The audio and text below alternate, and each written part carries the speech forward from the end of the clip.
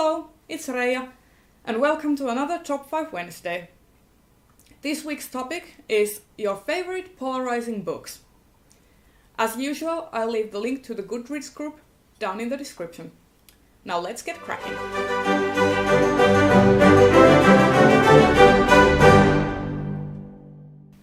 First up, I have The Pawn of Prophecy, the first book of the Belgariad series by David Eddings.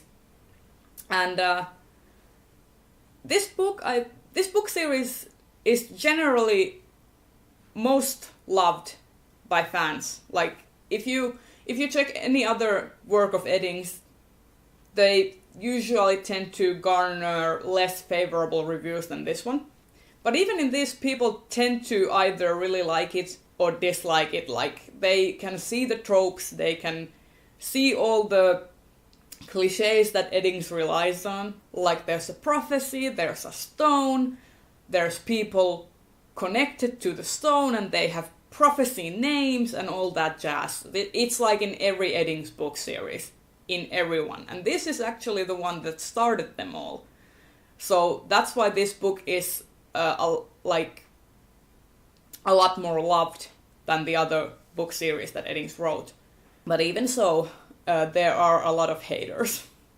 And even I can kind of understand that. I sometimes don't know if I like this book series because it's actually well written or because of the nostalgia, because this was kind of the gateway drug for me to get into fantasy and reading in general.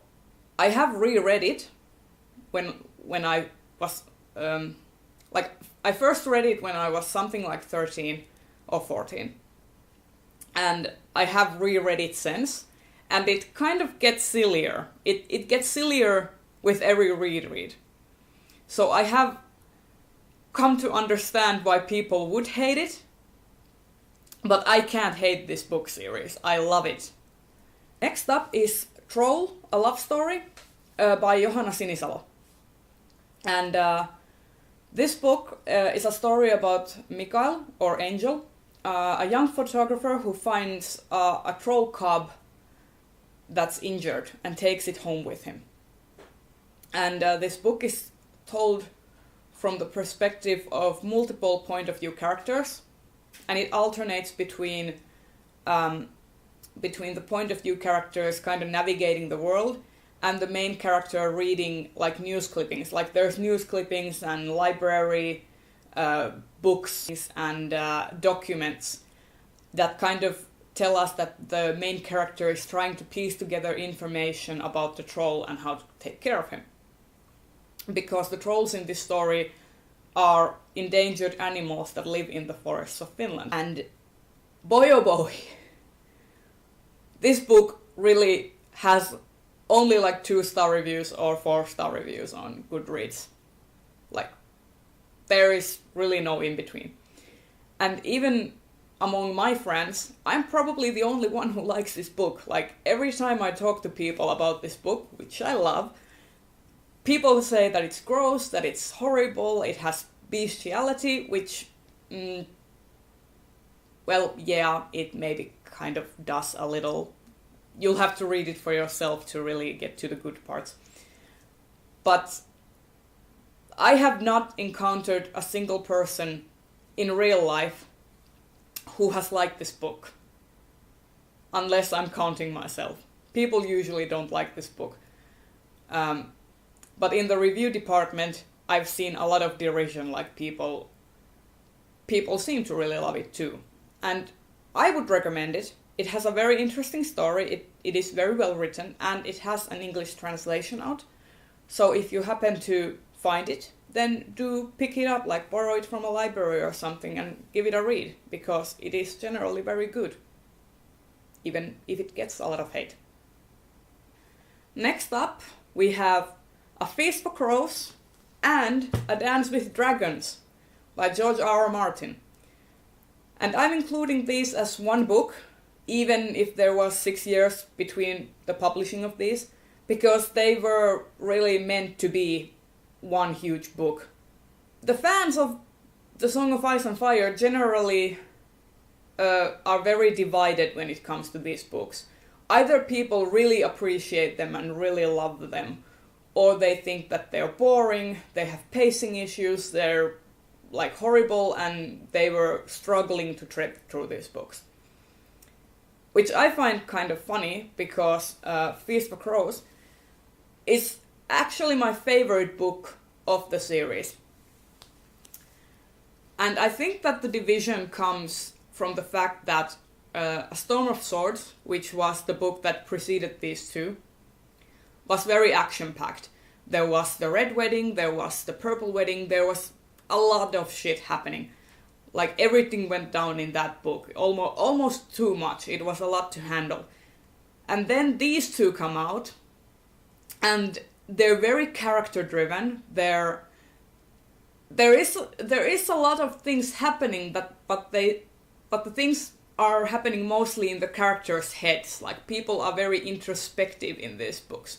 And there's also consequences, like you see what has happened with the small folk, how they are coping with the war.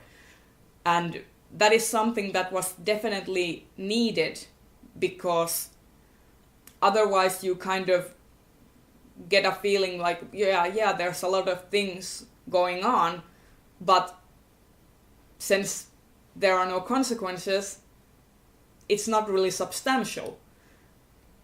And I think A Feast for Crows and A Dance with Dragons make A Song of Ice and Fire really anchored in reality. Like you can't have these huge spectacles, you can't have these huge things happen without there being actual consequences for people. And I think that it was really needed, and I absolutely love these books for it. Like, there are so many great characters in these books. Like, Ariane Martel, one of my favorite characters in the whole series, is introduced in A Feast for Crows. Also, we get a ton of point of view characters that we had previously not had a chance to hear their voice, like Brienne of Tarth. These books are absolutely amazing, and I don't want to be that person, but sometimes I think that the people rag on A Feast for Crows especially is because there are a lot of female point of view characters, and they may not be able to relate with them very well. But I absolutely love them, and I love the fact that they're all very different. Like, they all have their unique voice.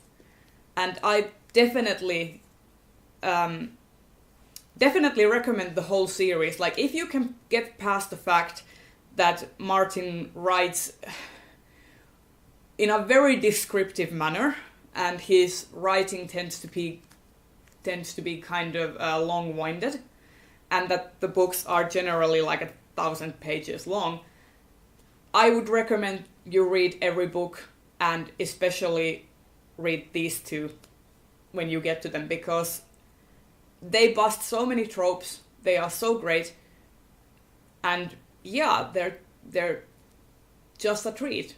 And if you like awesome female characters, definitely give these a go. Next up is Lord of the Rings by Tolkien. I happen to believe that the world is divided into 3 groups. People who love Lord of the Rings, people who haven't read Lord of the Rings, and people who can't stand Lord of the Rings.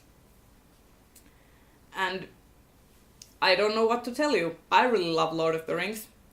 I sometimes can understand why people would hate it, you know, not very many female characters, some of the characters not very well fleshed out. It's very old, and also there's not much racial diversity, like, and the racial diversity there is kind of like, hey, we have these generally considered darker skinned guys, and they're worshipping the Dark Lord, basically. So I can understand why people would take offense, but I really love it. I have loved it since I was something like 15 years old. It wasn't the first fantasy book I ever read. That would be Eddings. I tried reading Lord of the Rings before, but I didn't have the right mentality for it. I think I really needed the Eddings gateway drug to get myself invested into higher fantasy. But the reason why I really like Lord of the Rings is the world building. You can really feel that the world of Middle-earth is alive. It's a living, breathing organism that has a rich history, rich set of cultures and languages, and I really appreciate that, and that is why I appreciate Tolkien as well. And lastly, we have Twilight by Stephanie Meyer. And Twilight is kind of a funny one, because generally speaking, I don't really like Twilight. So why is it on my favorite polarizing books list then, you might ask? Well, I find Twilight immensely entertaining. Twilight has every trope that most young adult books have, and it has invented a bunch of the tropes that most young adult books nowadays use constantly. And it's a very cheesy and easy read. Like, you can read that book in max 2 days.